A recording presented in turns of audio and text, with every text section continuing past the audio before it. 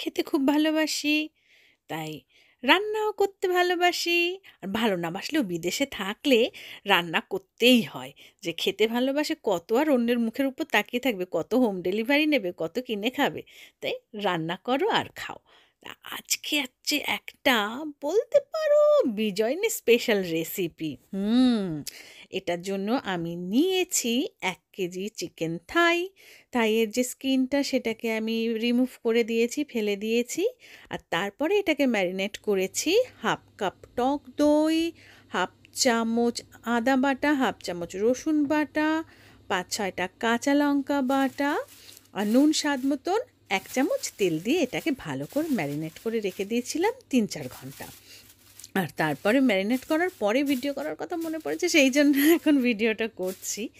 আর আমি একটু gravy gravy রাখবো রোস্টটার মধ্যে, সে ওভেনে দেবো রোস্ট করার জন্য, সেই জন্য ঢেকে দিলাম, কিচেন ফয়েল দিয়ে ঢেকে দিয়েছি। তোমরা যদি কেউ চাও যে পুরো ড্রাই ড্রাই রাখবে, তাহলে আর ঢেকে দেওয়ার কোনো দরকার নেই।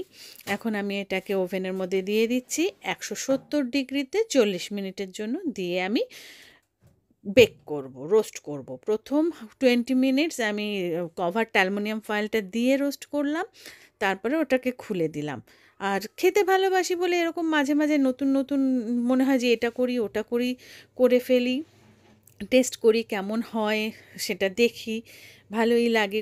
কোনোটা ভালো হয়, কোনোটা হয়তো ফ্লপও হয়। তবে এই রেসিপিটা খুব ভালো হয়েছিল, তোমরা এটা ট্রাই নির্দ্বিধায় করতে পারবে।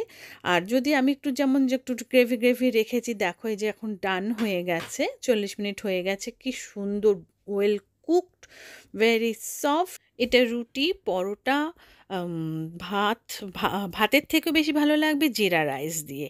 আর স্যালাড, মানে প্রপার স্যালাড, হেলদি হেলদি অপশানে স্যালাডের সাথে, এক বোল স্যালাডের সাথে একটা চিকেন, একটা, দুটো, তিনটে, যে কটা চিকেন নাও খুবই ভালো, কারণ খুব খুব সামান্য তেলে, 1 চামচ তেলে মাত্র পুরোটা বেক হয়েছে, রান্না হয়েছে।